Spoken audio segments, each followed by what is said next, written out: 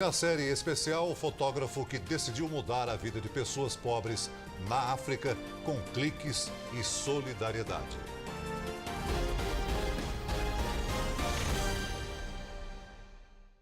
Na série de reportagens especiais dessa semana, uma mensagem de esperança de brasileiros para o mundo. Vamos mostrar como um fotógrafo e um cirurgião plástico estão ajudando voluntariamente a mudar a vida de pessoas em países arrasados pela guerra e pela pobreza.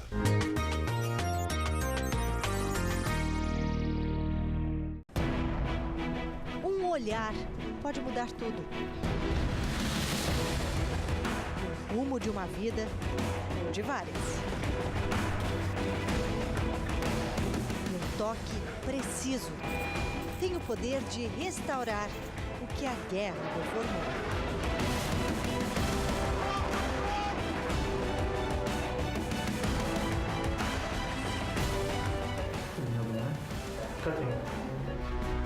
A coragem de um jovem fotógrafo e a entrega de um experiente cirurgião plástico ajudam a transformar realidades em locais devastados pela pobreza e pelas armas.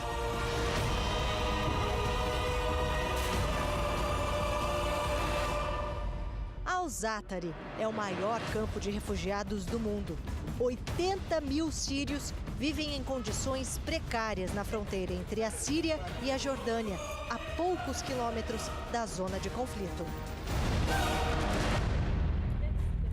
É lá que este cirurgião paraibano atende pacientes queimados e mutilados. Only this hand? Yes.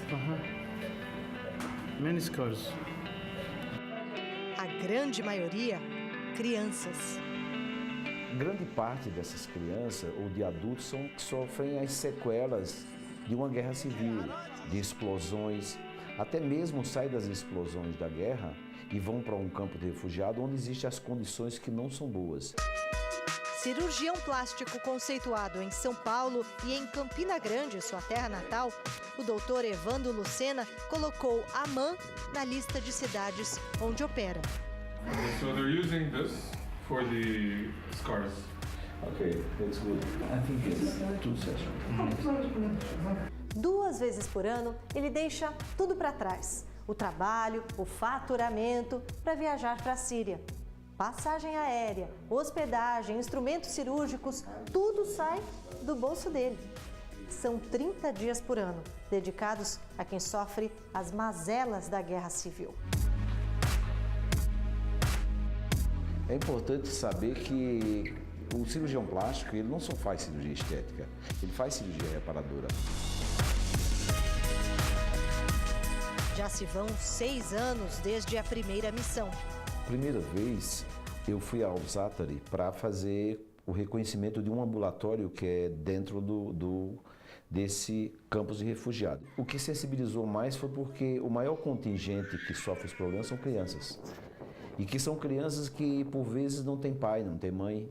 Eles vivem juntos, brincam, são felizes dentro daquela realidade deles. Elas me adotaram no caso, porque na verdade eu acho que é a necessidade. Então você passa a reconhecer de que o grande valor da vida é aquele que você dá pelas atitudes que você possa chegar a ter. Ele faz parte de um grupo de médicos do mundo todo que se revezam em 4 missões ao ano.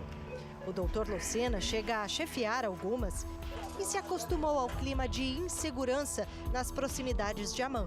A força que você tem para você ajudar, às vezes você esquece o medo, você passa, você sobrepuja essa situação.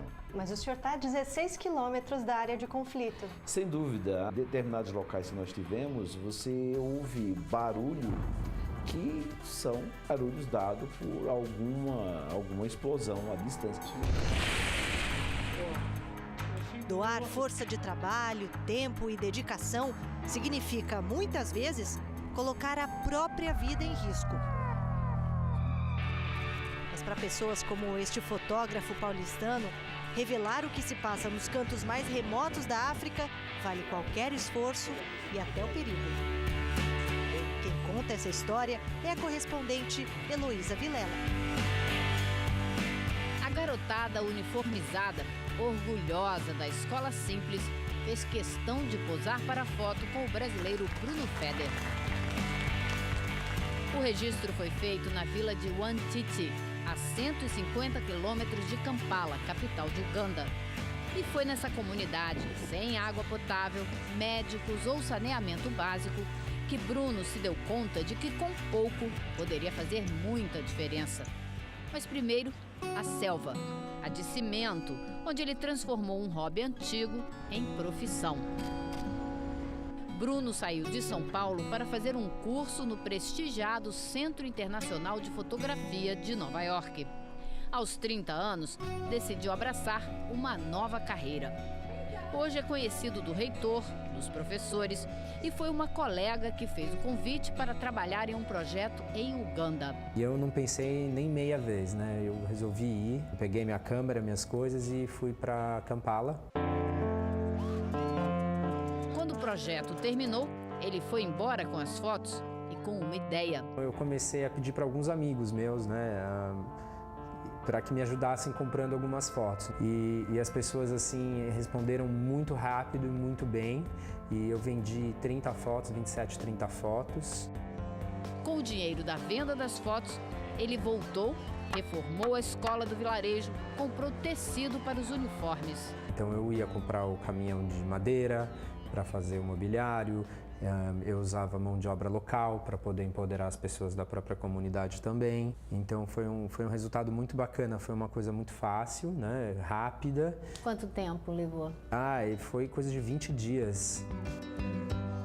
Em Uganda, Bruno fez muitos amigos, mudou a vida de pessoas que precisam de cuidados básicos. A gente construiu um parquinho, a gente fez mutirões de saúde. Mas no Sudão do Sul, o país mais novo e um dos mais pobres da África, os problemas são ainda mais complicados. Ele cruzou a fronteira e se deparou com um cenário difícil. O Sudão do Sul é um país muito rico em recursos naturais, que nasceu com o apoio dos Estados Unidos e hoje vive uma crise tremenda. São quase 2 milhões de refugiados fora do Sudão do Sul, né, nos países vizinhos. Parte da população vive assim, em campos, dentro do próprio país, protegida por soldados das Nações Unidas. Esses campos já estão ativos há quase 3 anos e meio, então você tem uma geração de pessoas que estão nascendo dentro desses campos e nunca saíram desses campos. Meninos e jovens vão para a guerra. Isso é uma criança com uma AK-47 na mão, né? Aqui um grupo de jovens também, que era para estar na escola, provavelmente, então todos aqui. Qual a idade, Céu? Desde 7, 8 até adolescentes, né? Lá, Bruno conheceu a tribo que vive com o gado, que usa as cinzas do esterco no rosto e nos animais para se proteger.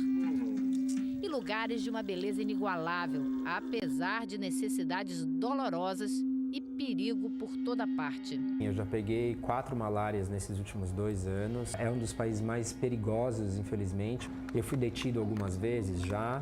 A maioria das organizações tem toque de recolher. Você não pode sair na rua após as 7 da noite. Mesmo assim, garante que as próximas fotos, todas no Sudão do Sul, vão permitir o desenvolvimento de novos projetos no país. Você não precisa estar em lugar nenhum do mundo para beneficiar o próximo, né? Você pode ter alguém na sua rua que às vezes só está precisa conversar, ou precisa... Então é uma coisa que você tem que ter como quase um estilo de vida. Uganda, Sudão do Sul, Síria, Jordânia. Assim como o Bruno, o médico Evandro Lucena também não tinha planos. Foram parar do outro lado do mundo e se sentiram chamados a agir.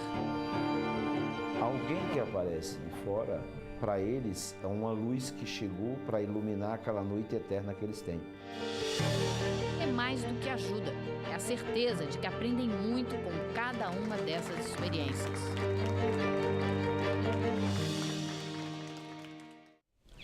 O Jornal da Record de hoje termina aqui. Você pode rever as reportagens desta edição no r7.com. Uma ótima noite, aproveite o fim de semana, até segunda. Boa noite, bom fim de semana.